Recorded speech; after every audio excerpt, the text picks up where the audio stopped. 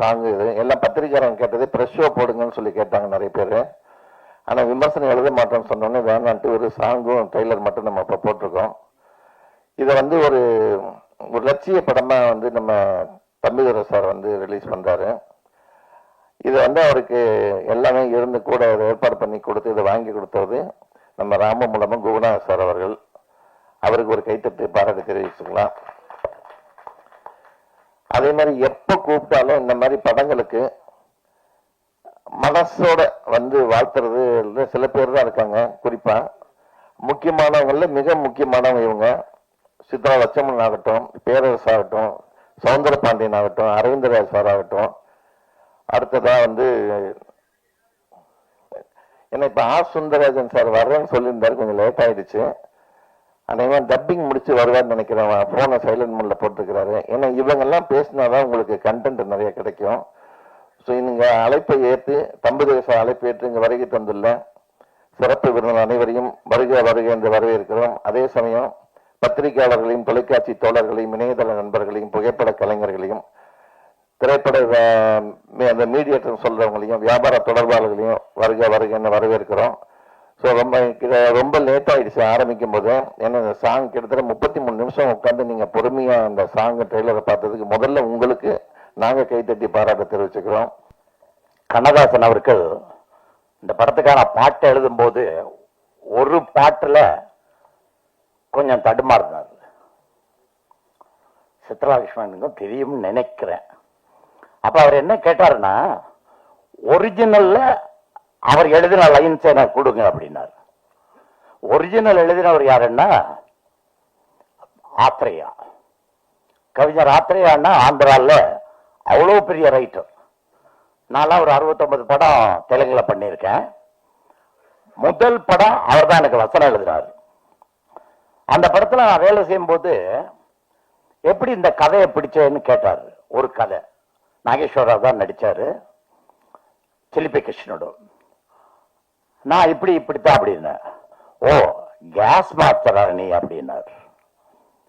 நல்லா புரிஞ்சுக்குங்க. கேஸ் மாஸ்டர்னா எதுக்காக அவர் சொன்னார்னா, பல இடத்துல படிச்சதை, கேட்டதை, பார்த்ததை, இதையெல்லாம் தான் கேட்டு நான் கதாசிரியன் ஆனவன். எனக்கு எழுத தெரியாது, உண்மையா சொல்றேன், எழுத தெரியாது. ஆனால் அந்த ஆசிரியர் அவர்களோட பழகினதுக்கு பின்னாடிதான் ஓஹோ நம்ம இன்னும் கொஞ்சம் கத்துக்கணும் அப்படிங்கிற எண்ணம் எனக்கு வந்துச்சு. அவர் அந்த பாட்டுல எழுதின அந்த லைனை அப்படியே கண்ணதாசன் எடுத்து வச்சிருக்காரு. 2 மனம் வேண்டும்ங்கிறது அவர் எழுதின வார்த்தைகள்.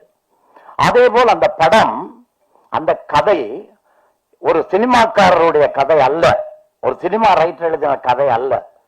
கௌசல்யா தேவிங்கிற ஒரு லேடி எழுதின நாவல். இந்த நாவலை வச்சுக்கிட்டு ராமாநாயுடு சார் பல பேர்கிட்ட போய் சொல்லிட்டு வந்துட்டு இருக்காரு, இதை எப்படியாவது படமாக்கணும். நம்ப மாட்டீங்க, அவரே சொன்னதை சொல்றேன். ஏன்னா அந்த கம்பெனிக்கு நான் 41 படம் பண்ணியிருக்கேன். அவர் அந்த புத்தகத்தை படுக்கும்போது தலையணிக்கு அடியில வச்சுட்டு தான் படுப்பாராம். காலையில் எழுந்தோன்னு அதை படிக்கிறது, ராத்திரி படுக்க போகும்போது திருப்பி படிக்கிறது. இப்படி அது மேல அவருக்கு ஒரு பைத்தியம் ஆயிடுச்சு. எதுக்காக நான் இதை சொல்றேன்னா, அந்த ஆத்திரையா அந்த நாவலை அருமையா எழுதி அது ஒரு சில்வர் ஜூபிலி ஓடின படம். எல்லாரும் இது ஒரு பாடம். நான் சொல்றேன், இந்த கலை உலகத்தில் இத்தனை வருஷம் இருந்து எல்லா தொழிலையும் ஓரளவுக்கு செய்து எல்லா சங்கங்களையும் இருந்ததுனால என்னுடைய அனுபவத்துல அதை சொல்றேன். இந்த படம் ஒரு பாடம் அல்ல, இந்த படம் ஒரு பல்கலைக்கழகம். எதுக்காக நான் சொல்றேன் அதையும் விளக்கமா சொல்லிடுறேன். கதை, இப்படி ஒரு கதை எழுத முடியுமா? 2 கேரக்டர், அவர் சொன்ன மாதிரி காதல், ஒரே ஒரு வார்த்தை, சந்தேகப்படுறியா நீன்னு வெளியே போயிட்டா, அவ்வளவுதான். இதுதான் கதை, இதுதான், இவ்வளவுதான். இதுக்கு முன்னாடி ஒரு கதை வந்திருக்கு இது மாதிரி, பல பேருக்கு தெரியாது. தெரியாதவங்களுக்கு மட்டும் சொல்றேன், தெரிஞ்சவங்களுக்கு வேண்டாம். அந்த பெங்காலி ரைட்டர் தேவதாஸ், அந்த தேவதாஸ் ஒரு காதல் கதைதான். வசந்த மாளிகையும் காதல் கதைதான். ஆனால் என்ன வித்தியாசம்? இங்க நான் சொன்னேனே பல்கலைக்கழகம். எப்படி கதை கதை எழுதணும்னு நினைக்கிற இன்றைய இளைஞர்கள் கூட இந்த படத்தை பார்த்தீர்களே ஆனால் ஒரு சாதாரண ஒரு விஷயத்தை எடுத்துக்கிட்டு ஒரு நல்ல ஸ்கிரீன் பிளே, சிறந்த வசனங்கள், நல்ல பாடல்கள் இருந்தால் அந்த படத்தை வெற்றி படமாக்க முடியும். இன்று வரை ஓடிக்கொண்டிருக்கிற இந்த படம் அதற்கு ஒரு சாட்சி. மேடையை அலங்கரித்துக் கொண்டிருக்கும் திரையுலக முன்னோடிகளுக்கும் கண்டுகளித்துக் கொண்டிருக்கும் உங்கள் அனைவருக்கும் முதலில் எனது பணிவான வணக்கத்தை தெரிவித்துக் கொள்கிறேன். 1971 கோவையில் ஒரு மத்திய அரசு பணியில் சேர்வதற்காக வந்து அங்கு தங்கியிருக்கிறேன். கோவை பற்றி தெரிந்தவர்களுக்கு தெரியும். 3 பானா ஷேப்ல 3 வீதி, அந்த 3 வீதிக்குள்ள தான் எல்லா டிஸ்ட்ரிபியூட்டர்ஸும் இருப்பாங்க. அதுக்கு பக்கத்துல ஒரு தனியார் விடுதியில நான் தங்கி இருக்கேன். என்னுடைய வழித்தடமே அந்த 3 வீதி வழியாத்தான் என்னுடைய அலுவலகத்துக்கு செல்ல வேண்டும். இது போன்ற ஒரு நிலைமை. 1972 திடீரென்று ஒரு திரையரங்கில் எவ்வளவு கூட்டம் சேருமோ அவ்வளவு கூட்டம் அந்த 3 தெருக்களிலும் ஆரவாரமாக நலமல கண்டேன். என்ன காரணம் என்றால், அந்த நாள் வசந்த மாளிகை கோவை விநியோகஸ்தரால் திரையரங்கில் திரையிடப்படுகிறது. அதற்கு டிக்கெட் வாங்குவதற்காக ஒரு பெருங்கூட்டம். அந்த காலத்தில் உங்களுக்கு தெரியும் என்று நினைக்கிறேன், ஒரு திரையரங்கில் டிக்கெட் வாங்க வேண்டும் என்றால் இன்னைக்கு ஈக்கு தக்காலில் ட்ரெயின்ல டிக்கெட் வாங்குற மாதிரி அன்னைக்கு திரையரங்கில் டிக்கெட் வாங்குற சூழ்நிலை இருந்தது. இன்னைக்கு நீங்க பார்க்கக்கூடிய இந்த பாடல்கள் எல்லாம் 4K 7:1 டெக்னாலஜியில் வந்திருக்கு. அந்த காலத்துல இன்னைக்கு நிறைய 4K 7:1 டெக்னாலஜி வந்துட்டே இருக்குது. அந்த காலத்துல நீங்க இந்த இதே டெக்னாலஜியில் வந்த ஒரே ஒரு படம் ஹிந்தி படம் சோலை. அதற்கு பின்னாடி இப்ப சமீப காலத்தில் தான் இந்த டெக்னாலஜியில இந்த படங்கள் வந்து கொண்டு இருக்கிறது தவிர யாரும் அதை பற்றி பெரிய சேர்த்து இன்னும் தமிழ்நாட்டில் 4K 7:1 டெக்னாலஜியில் ரிலீஸ் பண்ணக்கூடிய தியேட்டர்ஸ் வந்து ரொம்ப கம்மியா தான் இருக்கு. ஆனாலும் அந்த டெக்னாலஜி ஏன் இதற்கு நான் ஒரு காரணம் நான் கண்டுபிடித்தேன். என்ன காரணம் என்றால், முதலில் சேலத்தை சேர்ந்த ராஜா கவுண்டர் என்பவர் இந்த படத்தை வாங்கி ரிலீஸ் செய்தார். டெக்னிக்கலா அது ஃபெயிலியர் ஆனதுனால அவர் பெரிய நஷ்டத்தை சந்திக்க நேர்ந்தது. அதற்கு பின்னால் திரு ராமு அவர்களுடைய முயற்சியால் எந்தெந்த இடத்தில் அந்த டெக்னாலஜியில் அந்த அப் டு த மார்க் இல்லையோ அதெல்லாம் நாம திருப்பி செய்யணும் அப்படின்னு சொல்லி தான் ரொம்ப சிரமப்பட்டு கஷ்டப்பட்டு அந்த ரீல்ஸை திருப்பி ஸ்கேன் பண்ணி திருப்பி இன்னைக்கு நீங்க பார்க்கக்கூடிய, நீங்க படம் பார்த்தா ஒரு இங்கிலீஷ் படம் பார்க்கக்கூடிய ஒரு தமிழ் படமா இருந்தாலும் அந்த டெக்னாலஜி வந்து அந்த ஆங்கில படத்துக்கு இணையாக அது இருக்கும். அந்த அளவுக்கு திரு ராமு அவர்கள் இரவென்றும் பகலென்றும் பாராமல் நான் கேட்கும் போதெல்லாம் என்னென்ன குறைபாடுகள் இருக்கிறது அதையெல்லாம் நிவர்த்தி செய்து கொடுத்தார்கள். உங்களுக்கு தெரியும், அந்த முதல்ல அந்த படம் 35 mm தான் ரிலீஸ் ஆச்சு. அதுக்கு பின்னாடி அதை ஸ்கோப் பண்ணாங்க. ஸ்கோப் பண்ணும்போது என்ன ப்ராப்ளம் வரும் தெரியுமா? அந்த தலை இதுக்கு மேல போயிடும், உருவம் தெரியாம இருக்கும். அந்த மாதிரி எல்லாம் பல குறைபாடுகள். இதெல்லாம் ஒரு ஃப்ரேம் பை ஃப்ரேமா கொண்டு வரணும். அந்த அளவுக்கு அதை முயற்சி செய்து இன்றைக்கு மனசுக்கு திருப்தியாக ஒரு அதை வெளியிடக்கூடிய ஒரு சூழ்நிலையை அவர்கள் உருவாக்கி தந்திருக்காங்க. அவருக்கு எனது நன்றியை தெரிவித்துக் கொள்கிறேன். அடுத்து இன்னைக்கு இருக்கக்கூடிய நாங்கள் ரிலீஸ் பண்ணக்கூடிய காலம் அது ஒரு காலமா இருந்தது. நிறைய படங்கள் நாங்கள் ரிலீஸ் பண்ணோம், சைத்தா படங்களை. ஆனா இன்னைக்கு ட்ரெண்டே கம்ப்ளீட்டா மாறி போச்சு. அந்த மாதிரி இந்த டெக்னிக்கலி என்னென்ன ப்ராப்ளம்ஸ் வருது அப்படிங்கிறதுக்காக எனக்கு உறுதுணையா இருந்தது எங்களுடைய இணைச்செயலாளர் தம்பி ராகவ் அவர்கள். அண்ணே இப்படி இப்படி பண்ணுங்க, இப்படி செய்யுங்க, இப்படி போங்க, இப்படி வாங்க. அவருடைய ஸ்பீடுக்கு நான் என்னால போக முடியாட்டாலும் கூட இருந்தாலும் அவர் என்னை கையை பிடிச்சி மெதுவாக கூட்டிட்டு வந்துச்சார். இப்ப இன்னைக்கு நீங்க பார்த்த இதுக்கு அவரும் ஒரு காரணம். சபரிமலைக்கு பக்தர்லாம் போவாங்க, ஒரு குரூப்பாக போவாங்க. அதில் 40 வருஷம் 50 வருஷம் போனவங்களும் குருசாமியாக இருப்பாங்க. அப்புறம் 10 வருஷம் 5 வருஷம் போனவங்களும் கூட போவாங்க. அதில் கன்னிச்சாமின்னு இருப்பாங்க, பூசா போகிறவங்க கன்னிச்சாமிப்பாங்க. இந்த மேடையில் நிறைய குருசாமிகள். நான் கன்னிச்சாமி. இதில் மூத்த குருசாமிங்கிறது வி.சி. குணானந்த சார் தான். அதுக்கடுத்து நம்ம சித்ரா லட்சுமண சார். ஆமாம், அதனால் இந்த குருசாமி நிறைந்த அவையை வணங்கி இந்த கன்னிச்சாமி கன்னி பேச்சு ஆரம்பிக்கிறேன். வசனமாளியை பார்த்த உடனே நம்ம அரவிந்தராஜ் கொஞ்சம் மூடு கொண்டுட்டார். சொல்லிட்டார், படம் பார்த்த உடனே நம்ம நல்லா இருக்குங்கிறோம், சூப்பராக இருக்கு.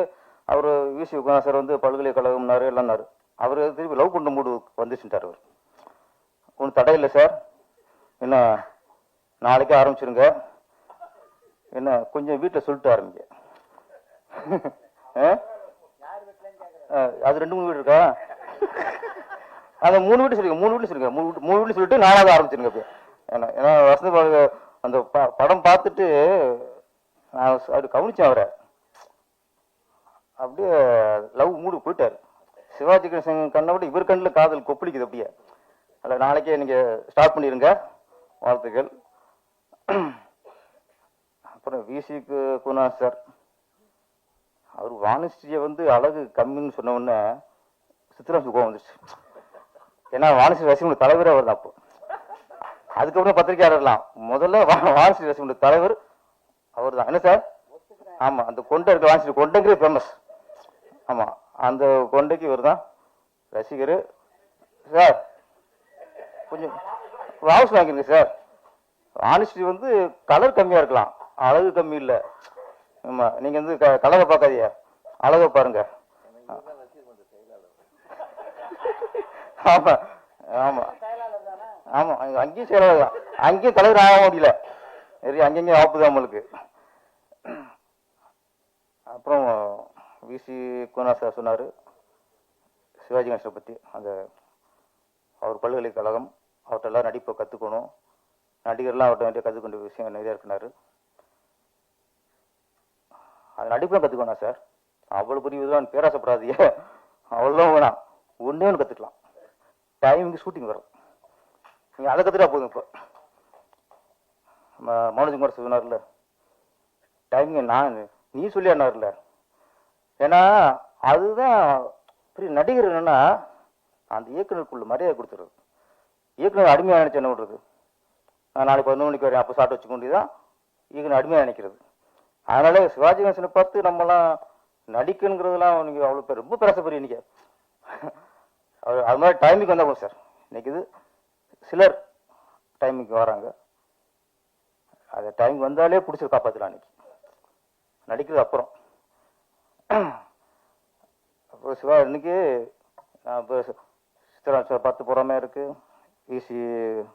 குருநாத் சார் பற்றி போகிற மாதிரி இருக்குது, நம்ம அண்ணன் மனோஜ்குமார் சார் பார்த்து போகிற மாதிரி இருக்குது. என்னன்னா இவங்களாம் ஒரு மேதை சிவாஜி கணேசன் சாரோட பணிபுரிச்சிருக்கு. நம்ம படம் பார்த்த அதான் படம் பார்த்து வேந்தோம், நீங்களாம் கூட பார்த்து பழகி நீங்கள் வேந்திருக்கீங்க. அதனால் உங்களை பார்க்கும்போது ரொம்ப ரொம்ப புறமையாக இருக்குது. ஆனால் அதில் ஒரே ஒரு சந்தோஷம், ஒரு சிவாஜி கணேசன் சார் வீட்டுக்கு நான் போய் அவரை சந்தித்து பேசியிருக்கேன். ஆமாம், அது ஒன்று தான் இந்த மேடையில் இருக்கும்போது எனக்கு நல்ல வேலை. அவர் அப்போ நேரம் பார்க்குற பெரிய விஷயம். வீட்டுக்கு போய் ரூமில் போயிட்டு பார்த்து நாம் நம்மளே உள்ளே விடுவா நம்ம அசிஸ்டன்ட் டைரக்டரு. அப்போ அஜித் சாரோட மேரேஜ் டைம், அவருடைய இன்விடேஷன் கொடுக்கறதுக்காக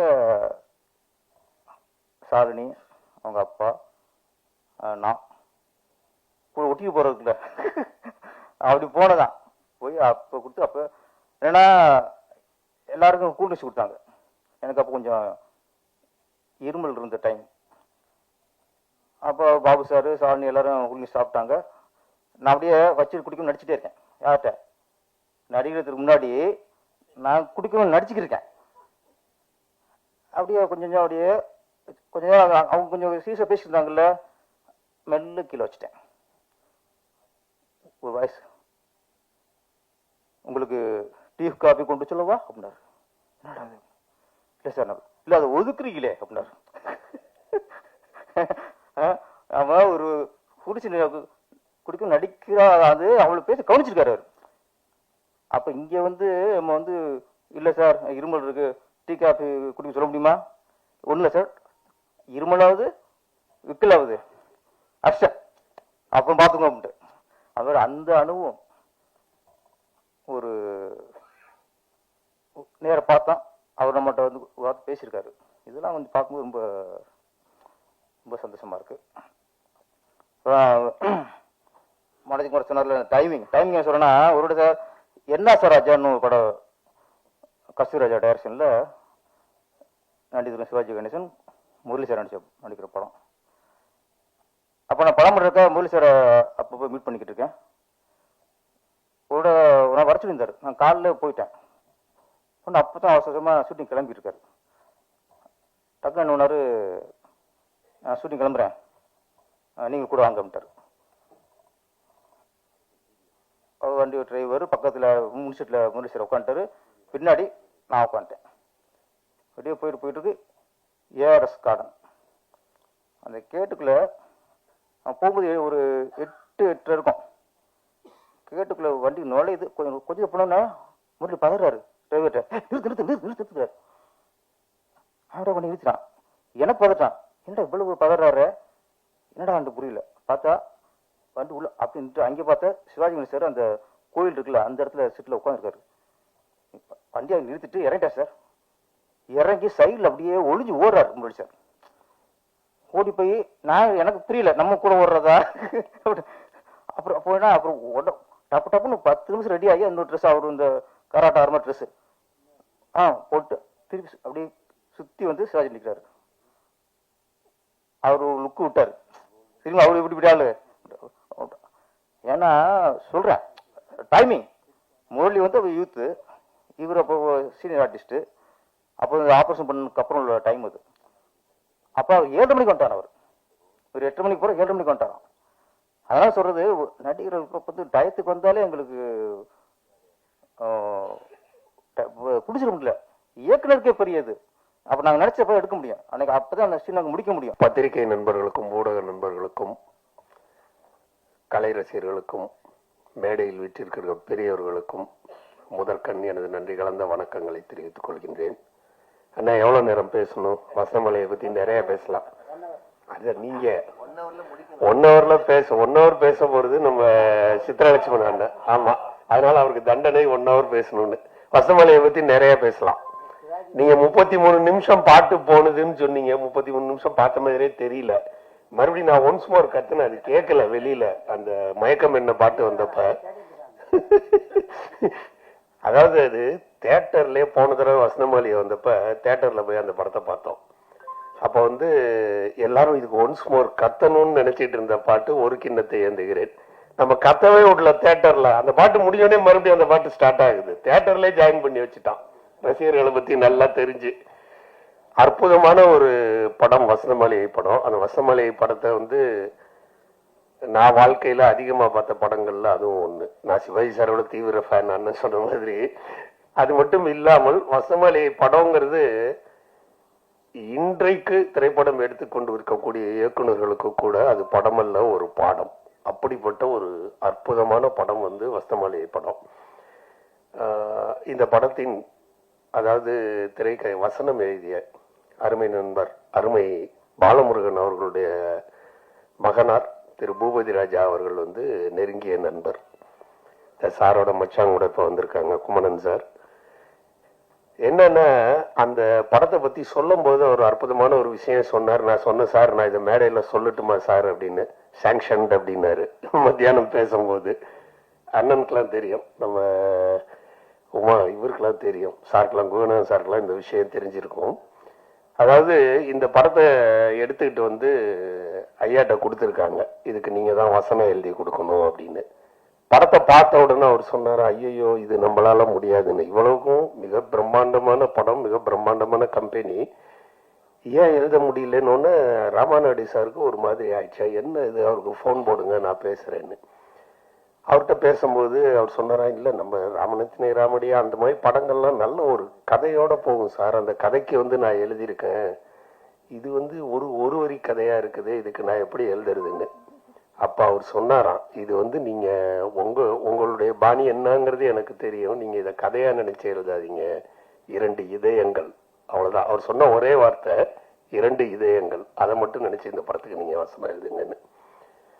ஆனால் அந்த வார்த்தையின் பின்னால் ஒளிந்திருக்கக்கூடிய விஷயம் எவ்வளவுங்கிறது நீங்க படத்தை பார்த்தீங்கன்னா, படம் முழுக்க 2 இதயங்களும் பேசிக்கிட்டே இருக்கும், அற்புதமா இருக்கும் வசனங்கள் இந்த படத்துல. அந்த ஒரு பாட்டு முடிஞ்சோடனே அடுத்த டைலாக் நம்ம வாய்க்கு வருது. அந்த லாஸ்ட் சாங் முடிஞ்ச உடனே அவ வந்தோடனே, ஆனந்த் நான் வந்துட்டேன் அப்படின்னு, நீ வந்துட்ட, நான் போய்கிட்டே இருக்கேன், நீ விஷத்தை தானே குடிக்க வேண்டான்னு சொன்ன, விஸ்கிய குடிக்க வேண்டான்னு சொன்ன, விஷத்தை குடிக்க வேண்டான்னு சொல்லேன்னு. அதே மாதிரி ரொம்ப அற்புதமான டைலாக். அதாவது வசனமலையை பத்தி என்கிட்ட நிறைய பேர் பேசும்போது சொல்றாங்க, நீங்க என்ன சார் பைத்தியம் மட்டும் அந்த படத்தை பத்தி பேசுறீங்க, இத்தனை வருஷம் ஆச்சு பழைய படத்தை. அதுல இருக்கிற அற்புதமான ஒரு புது சீன், அது வந்து வசனத்துக்காக சீன் எழுதினாங்களா, சீன் எழுதி வசனம் போட்டாங்களா, இல்லை இவங்க நடிச்சதுக்காக அந்த சீன் வந்ததா, இது எப்படி வந்ததுன்னே சொல்ல முடியாத ஒரு காட்சி. ஏன்னா மேடையில் இருக்காங்க அத்தனை பேரும் கிரியேட்டர்ஸ், இவங்களுக்கு நல்லா அந்த காட்சியை உணர முடியும். ஜீப்ல வந்து சிவாஜியும் வாணிஸ்ரீயும் வந்து அந்த எஸ்டேட்டை பார்க்கறதுக்காக வந்துட்டு இருப்பாங்க. சிவாஜி ஓட்டிகிட்டே வருவாரு, அப்பதான் அவங்களுடைய காதல் அரும்பிட்டு இருக்கிற அந்த காலம். அந்த புடவை பறந்து வந்து சிவாஜி சார் மேலே படும். ஒன்று சிவாஜி இவங்க டக்குன்னு பார்த்துட்டு வாணிஸ்ரீயமா அதை இழுத்துக்குவாங்க புடவைய. உடனே சிவாஜி சார் அப்படி பார்த்துட்டு சைடில் பார்த்துக்கிட்டே சொல்லுவாரு, பறக்கிறது எதையும் தடுக்கக்கூடாதுன்னு சொல்லுவாங்க அப்படின்னு. அதுக்கு அந்த அம்மா சொல்லுவாங்க, அதிகமா பறக்க விடவும் கூடாதுன்னு சொல்லுவாங்கன்னு. இதெல்லாம் எப்படி சார் எழுதுனாங்க? உண்மையிலே வந்து ஒரு வரியும் அந்த படத்துல இன்னைக்கு எடுத்து பாருங்க, ஒரு வரியும். அதாவது வந்து இந்த ஃபர்ஸ்ட் பாட்டு முடிஞ்சவொன்னு வாணிஸ்ரீ அம்மாவை காப்பாத்துவாரு, காப்பாத்திட்டு அந்த மறந்தே போயிடுவாரு அவங்க யாரு என்னன்னு. மறுபடியும் ஒரு இடத்துல சந்திக்கும் போது பார்த்தோன்னு, ஏய் நீ அந்த வானத்துல பறந்துட்டு இருந்திய, எப்ப பூமிக்கு வந்த அப்படின்னுவாரு. அன்னைக்கு நீங்க என்ன ஒரு மிருகத்திட்ட இருந்து காப்பாத்தினீங்கன்னா, வாட் மிருகம் வாட் காப்பாத்துன்னு நீ என்ன சொல்ற, எனக்கு எதுவுமே புரியலையே அப்படின்னுவாரு. அதாவது ஒரு சீனுங்க இந்த படத்துல ரசிச்சு பார்க்கலாம். உண்மையிலே இப்ப இந்த நீங்க அத புதிய வடிவம் கொடுத்து இன்னும் ட்ரெண்டுக்கு இதை மாத்தி இருக்கிறத பார்க்கும்போது, என்னைக்குதான் 3ஆம் தேதி வரும்ன்ற மாதிரி ஒரு எண்ணம் வந்துடுச்சு இப்பயே. போன தடவை அந்த பேரை 3 தடவை பார்த்தேன், இப்ப நீங்க பண்ணிருக்க ஸ்டைலுக்கு இன்னொரு 3 தடவை அந்த படத்தை பார்த்தே ஆகணும். இது என்ன பொறுத்த வரைக்கும் இன்னைக்கும் இப்ப இந்த பாட்டு போட்டிங்கல்ல, மறுபடியும் ஒரு தடவை 33 நிமிஷம் ஓடினா கூட மறுபடியும் உட்காந்து பார்ப்பேன். அதுக்கப்புறம் இருக்குன்னு சொன்னா கூட உட்காந்து பார்க்கலாம். அப்படி ஒரு படம் வசனமாளிகை. இது என்னுடைய எண்ணம் மட்டும் இல்லை. போன தடவை நான் தியேட்டருக்கு போனப்போ பார்த்தா எத்தனை பேர் அந்த ஒரு கிண்ணத்தை என்கிறேன்ல வந்து நிப்பாரு, அப்படி வரும் சட்டங்கள் தர்மங்கள் ஏதும் இல்லை, இந்த சக்கரம் சுத்துதடா அதில் நான் சக்கர, அந்த ஸ்டில்லு அந்த போஸ்ட். இன்னைக்கு சிவாஜி சார்னா ஃபர்ஸ்ட் ஞாபகம் வர ஸ்டில்லு இதுதான். அதே மாதிரி இந்த படத்துல பாத்தீங்கன்னா கேமரா ஒர்க், அற்புதமான ஒரு கேமரா ஒர்க். எனக்கு கேமராமேன் யாருன்னு நான் பார்க்கல, வின்சென்ட் கேட்க வேண்டாம். அப்புறம் என்ன அற்புதமான ஒர்க். அந்த ஷாட்டுக்கு பாத்தீங்கன்னா நீங்க லோ ஆங்கிள்னு வச்சிருப்பாங்க. இன்னைய படங்கள்ல நம்ம பண்ற விஷயங்கள் இதெல்லாம் நம்ம கத்துக்கிட்டு பண்றோம். அவங்கள பார்த்துட்டு அவங்க எப்படித்தான் இதெல்லாம் யோசிச்சு செஞ்சாங்கன்னே தெரியல. அப்படி ஒரு எல்லாமேங்க இந்த படத்தை பொறுத்த வரைக்கும் சிவாஜி சார், வாணிஸ்ரீ, இசை, கண்ணதாசன் சார், கதை, அதுக்கு போட்டிருக்க செட்டு. இப்ப நம்ம சௌந்தரன் என்கிட்ட கேட்டாரு, இதெல்லாம் என்னங்க ஒரிஜினல் வீடா இல்ல செட்டான்னு, இப்படி ஒரு செட்டு போட்டிருக்காங்களேன்னு. ஒன்னும் கலைமகள் கைப்பொருளே எனக்கு சொல்ல தெரியல. அந்த பாட்டெல்லாம் வந்து சிவாஜி சாருக்குன்னே எழுதுனதா இல்ல வாணிஸ்ரீமா சொல்லும் போது ஒரு வரியிலும் அந்த பாடலை மறுபடியும் ஒரு அப்ப அந்த படம் பார்க்கும்போது எங்களுக்கு அந்த பாட்டு பிடிக்காது வசனமொழியை பார்க்கும்போது. ஏன்னா அது வந்து என்னமோ ஒரு டல்லான சாங் அது மட்டும்தான் அந்த படத்துலன்னு. இப்ப பார்க்கும்போது எப்படா இப்படி ஒரு பாட்டை எழுதி இதுல வந்து இப்படி ஒரு கதையே சொல்லி நான் யாரும் உன்னை மீட்ட வரும் நன்மைக்கும் தீமைக்கும் வழிகாட்டன்னு அந்த பாட்டு முடிஞ்சோன்னு ஒரு அற்புதமான சீன் வரும். கொண்டுட்டு வந்து பணத்தை ஒரு சைடு வச்சுட்டு இந்த சைடு வந்து இவங்க ராஜினாமா கடிதத்தை வைப்பாங்க வாணிஷ்யம்மா. உடனே சிவாஜி சார் பார்த்துட்டு ஒன்று உன்னோட அகம்பாவம், ஒன்று என்னோட அதிகாரம்னுவார்.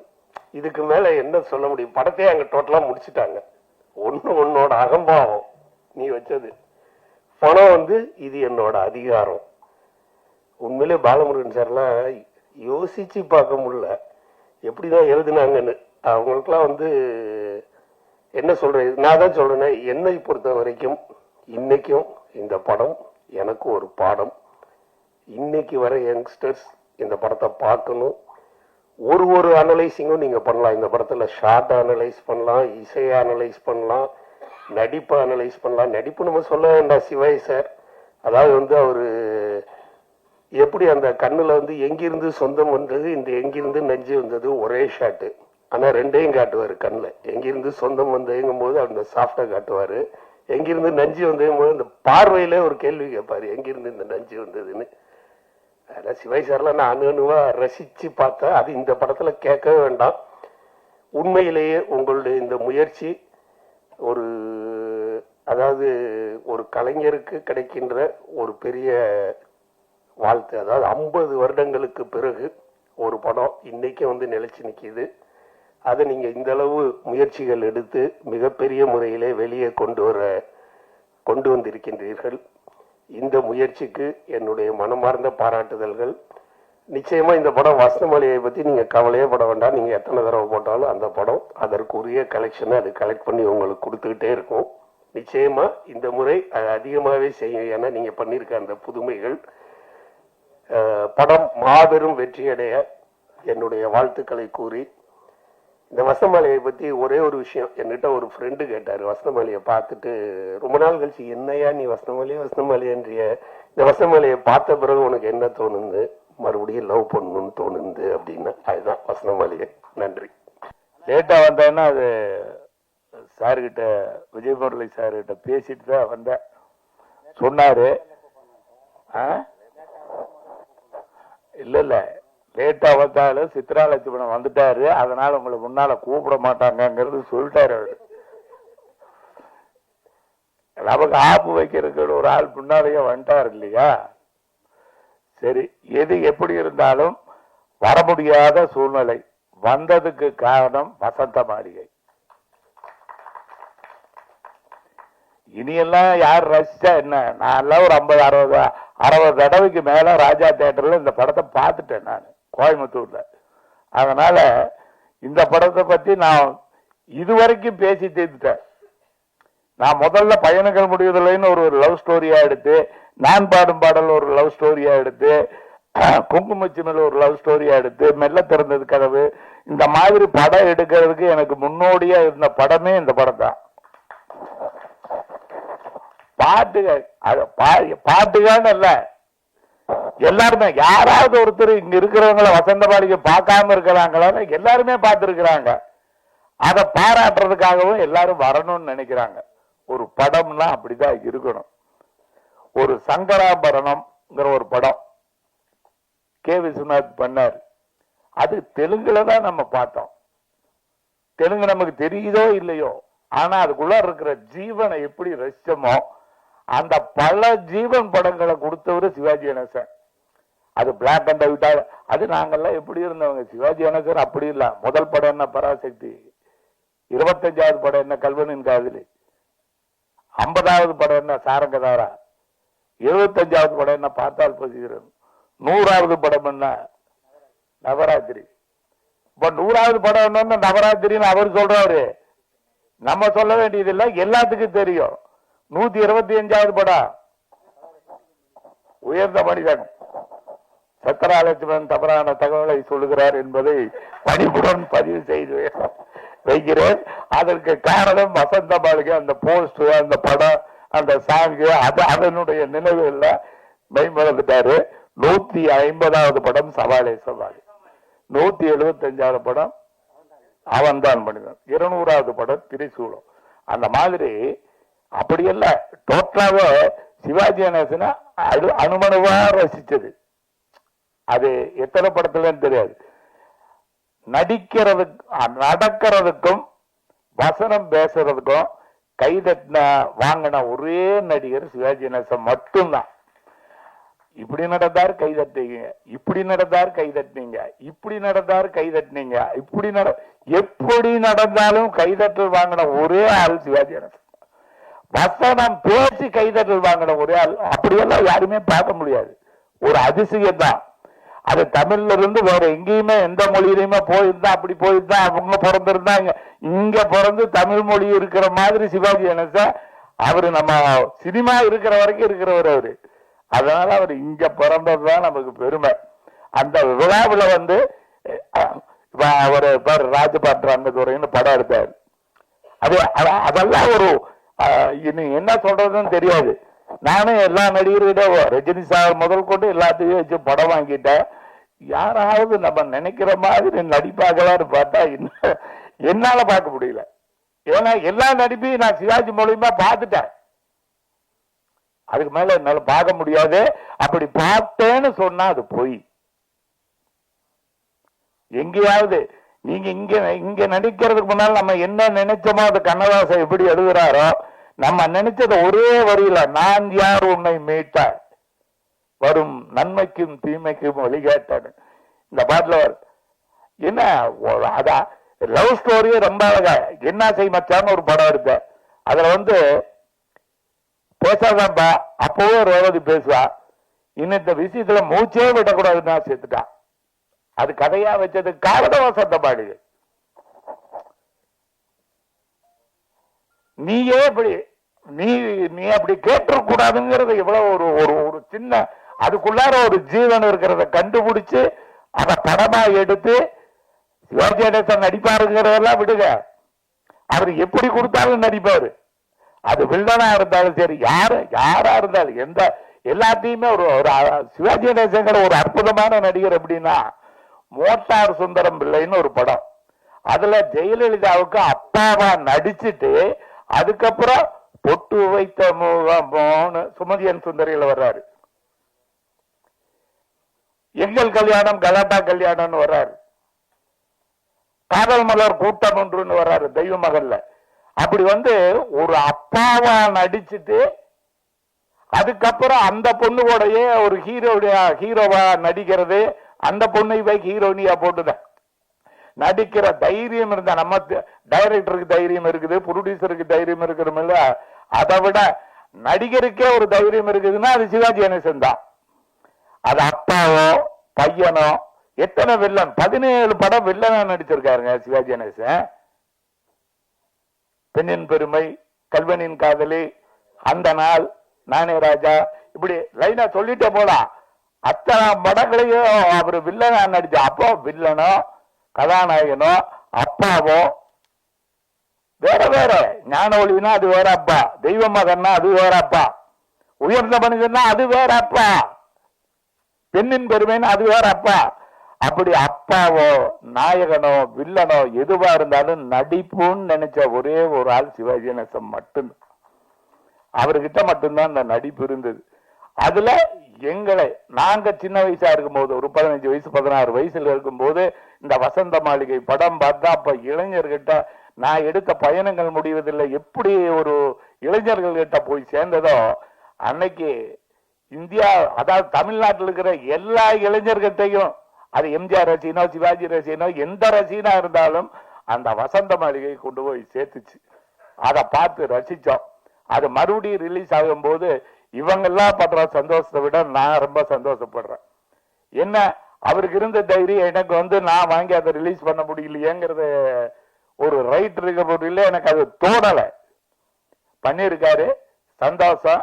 நல்லா இருக்குன்னு சந்தேகமெல்லாம் பட வேண்டியதில்லை, நல்லா இருக்கு. நன்றி, வணக்கம். அன்பிற்குரிய ஊடக நண்பர்களே, மேடையில் அமர்ந்திருக்கின்ற திரையுலக பிரமுகர்களே, உங்கள் எல்லோருக்கும் என்னுடைய இனிய மாலை வணக்கத்தை தெரிவித்துக் கொள்கிறேன். இந்த படத்தை வாங்கி வெளியிடுகின்ற திரு தம்பிதுரை அவர்களோடு மிக நீண்ட காலம் எனக்கு பழக்கம் உண்டு. ஒரு நல்ல ஒரு ஆளுமையுள்ள ஒரு தலைவர். அதன் காரணமாகத்தான் இத்தனை ஆண்டுகள் அவர் சொன்ன மாதிரி இந்த அசோசியேஷனில் அவரால் தலைவர் பொறுப்பில் இருக்க முடிகிறது. இந்த படம் அவருக்கு மிகப்பெரிய வெற்றியை ஈட்டி தர வேண்டும் என்று முதல்ல வாழ்த்தி விட்டு அதற்கு பின்னால் என்னுடைய உரையை தொடங்குறது சரியா இருக்கும்னு நினைக்கிறேன். தனக்கு 80 வயசு அப்படின்னு சொன்னாரு, நெருங்கிக்கிட்டு இருக்கேன்னாரு தம்பிதுரை. வாங்கியிருக்க படம் பார்த்தீங்களா? காதல் படம். ஏன்னா அவருக்கு தெரியும் இது ஒண்ணுதான் சாகாவரம் பெற்றது அப்படின்னு. அந்த சாகாவரம் பெற்ற படங்கள்ல வசந்த மாளிகைக்கு தனி இடம் உண்டு. இந்த வசந்த மாளிகையை பொறுத்த வரைக்கும் இங்க மேடையில் இருக்கவங்கள எனக்கும் குகனாருக்கும் கொஞ்சம் கூடுதல் பந்தம் உண்டு. என்னன்னா வசந்த மாளிகை படத்துடைய படப்பிடிப்பு நடைபெற்று கொண்டிருந்த போது அவர் ராமாயணோடு நெருங்கிய தொடர்பில் இருந்தார். நான் அப்ப பத்திரிகையாளனாக இருந்தேன். வால்மீகி ஸ்டூடியோ எனக்கு தெரிஞ்ச அந்த படத்துடைய படப்பிடிப்பு நடைபெற்ற போது ஏறக்குறைய 20-30 நாட்கள் அந்த படப்பிடிப்பு தளத்திலே நான் செய்தி சேகரிப்பதற்காக போயிருக்கேன். அப்ப நான் ஒரு பத்திரிகையாளர். அந்த படத்தை பத்தி இனிமே யாரும் எந்த லைனும் பேச முடியாது நினைக்கிறேன். ஒரு தீசிஸ் எழுதுற அளவுக்கு குகநாதன் பொழந்து கட்டிட்டார் அந்த படத்தை பத்தி மொத்தமாக. அவரை தாண்டி அந்த படத்தை பத்தி பேசுறதுக்கு எதுவுமே இல்லை அப்படின்னு தான் என்னுடைய நினைப்பு. குகநாதன் என்னுடைய இனிய நண்பர்னாலும் அவருடைய ஒரு பேச்சை நான் மறுக்க கடமைப்பட்டிருக்கேன். வாணிஸ்ரீ அவ்வளவு அழகில்லைன்னாரு. அதை நான் வன்மையாக கண்டிக்கிறேன். பல நாட்கள் என்னுடைய தூக்கத்தை கெடுத்த பெருமை வாணிஸ்ரீ கொண்டு. இந்த பேரை விட ஒரு அழகான பேர் பார்க்க முடியுமா? காதல் பேர்னா இதுதான் ஜோடி அப்படின்னு எல்லோரையும் கிறங்க வைத்த ஜோடி இல்லையா சிவாஜி வாணிஸ்ரீ? அதை தாண்டி ஒரு ஜோடியா பார்க்க முடியாது. அந்த படத்துடைய வெற்றிக்கு அவங்க 2 பேருடைய கெமிஸ்ட்ரி மிக மிக முக்கியமான காரணம். அந்த படத்துடைய பாடல் வரிகளை பத்தி குமரன் சொன்னார். அதில் நான் சக்கரவர்த்தியடா அப்படின்னு சிவாஜி பாடுவார். என்ன அழகான வரிகளை சிவாஜிக்கு எழுதியிருக்காரு கண்ணதாசன். சிவாஜி எதில் சக்கரவர்த்தி இல்லை சொல்லுங்க? சிவாஜி மாதிரி நான் பல மேடைகளில் சொல்லியிருக்கேன். எல்லா பாத்திரங்களும் ஏற்று நடிக்கணும்னு நல்லா நடிக்கணும்னு ஆசைப்படலாம். சிலருக்கு தான் அது பொருந்தும். அப்படி பொருந்திய ஒரு மாபெரும் கலைஞன் சிவாஜி மட்டுமே அப்படின்னு நான் சொல்லுவேன். ஏன்னா அவரை தான் நீங்க கர்ணனாவும் பார்க்கலாம், அப்புறம் பார்க்கலாம், தெய்வ மகன்ல ஒரு சின்ன பையனாவும் பார்க்கலாம், எங்க ஒரு ராஜாவில ஒரு வாலிபனாவும் பார்க்கலாம். இது மாதிரிலாம் மற்ற நடிகரை பார்க்க முடியாது. கூடு விட்டு கூடு பாய்கின்ற மாதிரி நடிக்கக்கூடிய ஆற்றல் பெற்ற ஒரே நடிகர்னா சிவாஜி மட்டுமே. இந்த படத்தை பொறுத்த வரைக்கும் ஏறக்குறைய இந்த படம் 54 ஆண்டுகள் ஆகுது. இப்ப நேற்று சில தயாரிப்பாளரோடு பேசிக்கிட்டு இருந்தேன் நான்.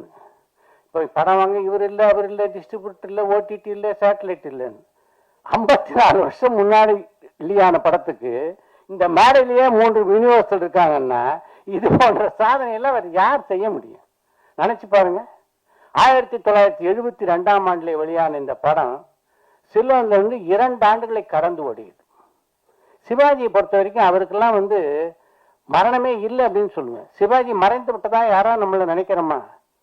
சிவாஜி சரீரம் தான் இல்லை, அவ்வளவுதான். ஆனால் நம்முடைய இதயங்கள் எல்லாவற்றிலும் வாழ்ந்து கொண்டிருக்கிறார் சிவாஜி அப்படின்றதா உண்மை. இன்று வரையிலே விழாவை சிறப்பாக ஏற்பாடு செய்த விஜய் முரளிக்கு நன்றி தெரிவித்துக் கொள்கிறோம். மறுபடியும் ராணுவ பொறுத்த வரைக்கும் எங்களுக்கு இரவும் பகல் பார்க்காது நல்ல முறையில் ஒத்துழைப்பு கொடுத்தார். அவருக்கு நன்றி தெரிவித்துக் கொள்கிறேன். இங்கே விழாவை சிறப்பித்த அனைவருக்கும் மனமார்ந்த நன்றியை தெரிவித்துக் கொள்கிறேன்.